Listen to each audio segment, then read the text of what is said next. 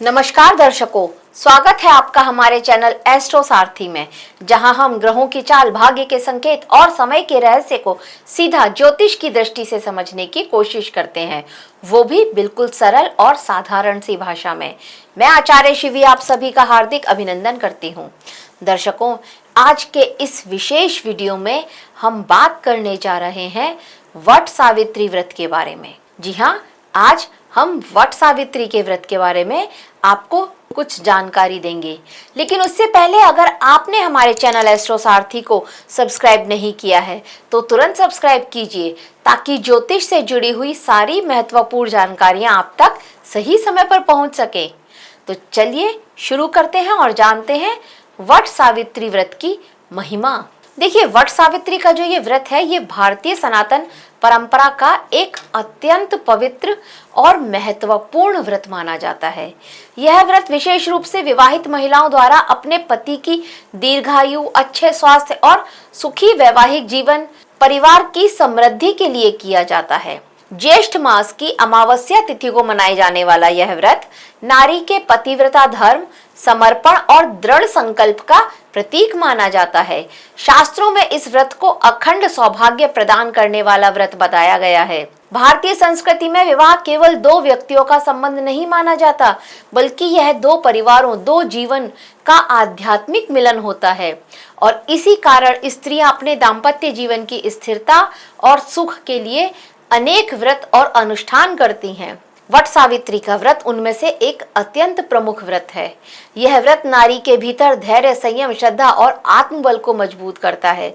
मान्यता है कि श्रद्धा और नियम पूर्वक किया गया यह व्रत वैवाहिक जीवन में आने वाली कठिनाइयों, तनाव और बाधाओं को दूर करने में बहुत सहायक होता है। इस व्रत में वट पूजा का विशेष महत्व है। वट वृक्ष को दीर्घायु, स्थिरता और जीवन की निरंतरता का प्रतीक माना जाता है। कहा जाता है कि वट वृक्ष की जड़ों में ब्रह्मा, तने में विष्णु और शाखाओं में भगवान शिव का निवास होता है। इसीलिए इस व्रत की पूजा करने से जीवन में सुख, शांति और समृद्धि की प्राप्ति होती है। इस वर्ष वट सावित्री का व्रत शनिवार 16 मई को मनाया जाएगा। इस दिन अमावस्या तिथि है, जो इस व्रत के लिए बहुत ही महत्वपूर्ण है। अमावस्या तिथि 16 मई को सुबह 5:11 से प्रारंभ होगी और अगले दिन रात को 1:30 बजे तक रहेगी। शनिवार का दिन शनि ग्रह से संबंधित माना गया है और शनि ग्रह को कर्म, न्याय, आयु और स्थिरता का प्रतीक माना जाता है। जब वट सावित्री का व्रत शनिवार को पड़ता है तो इसका आध्यात्मिक महत्व और भी बढ़ जाता है। इस दिन व्रत और पूजा करने से न केवल वैवाहिक जीवन में सुख और स्थिरता आएगी, बल्कि शनि से संबंधित कई प्रकार की बाधाओं में भी कमी हो देखेंगे आप। अमावस्या तिथि को अत्यंत महत्वपूर्ण माना जाता है और इस दिन हम पितरों का स्मरण, पूजा पाठ ये सब करना बहुत ज्यादा फलदायी माना गया है। अमावस्या का संबंध हम कर्म और पूर्वजों की ऊर्जा से जोड़ते हैं और जब अमावस्या और शनिवार का संयोग बनता है तो यह दिन आध्यात्मिक दृष्टि से अत्यंत शक्तिशाली हो जाता है। शनि अमावस्या मानी जाएगी इस समय और इस कारण ज्येष्ठ अमावस्या के दिन किया गया व्रत स्त्रियों के लिए अत्यंत फलदायी माना गया है। यह व्रत न केवल पति की दीर्घायु की कामना के लिए किया जाएगा, बल्कि परिवार की सुख समृद्धि और जीवन में स्थिरता भी लेकर के आएगा। अगर इसकी पूजा और विधि की बात करें तो देखिए, ये तो बहुत ही सरल है। इस दिन प्रातःकाल ब्रह्म मुहूर्त में उठकर के स्नान किया जाता है, स्वच्छ वस्त्र धारण किए जाते हैं। प्राय महिलाएं इस दिन लाल, पीले या सुहाग से जुड़े हुए रंगों के वस्त्र पहनती हैं, क्योंकि ये रंग सौभाग्य, सकारात्मक ऊर्जा के प्रतीक माने जाते हैं। इसके बाद महिलाएं 16 श्रृंगार करती हैं। 16 श्रृंगार केवल बाहरी सजावट नहीं, बल्कि आत्मसम्मान, पूर्णता और सौभाग्य का भी प्रतीक माना जाता है। इसके पश्चात आप व्रत का संकल्प लिख करें और यह व्रत पति की लंबी आयु और परिवार की सुख समृद्धि के लिए किया जा रहा है, ऐसा ही संकल्प आप करें। पूजा के लिए वट वृक्ष के पास जाकर उसकी जड़ों में जल अर्पित करें। इसके बाद कच्चा सूत या मौली लेकर के वट वृक्ष के चारों ओर लपेटते हुए 7 परिक्रमा की जाती हैं। प्रत्येक परिक्रमा के साथ पति की दीर्घायु, स्वास्थ्य और सुख की कामना की जाती है। कई स्थानों पर तो महिलाएं वट वृक्ष के नीचे सावित्री और सत्यवान की प्रतिमा स्थापित करके उनकी पूजा भी करती हैं और पूजा के बाद सावित्री सत्यवान की कथा भी सुनाई जाती है। इस व्रत की कथा सुनना अत्यंत महत्वपूर्ण माना गया है क्योंकि यह कथा स्त्री के धैर्य, बुद्धि और पतिव्रता धर्म की महानता को दर्शाती है। अगर इससे जुड़ी पौराणिक कथा की बात करें तो प्राचीन समय में मध्य देश के एक राजा अश्वपति, उनके घर सुंदर, तेजस्वी और रूपवान, गुणवान कन्या का जन्म हुआ था जिसका नाम उन्होंने सावित्री रखा।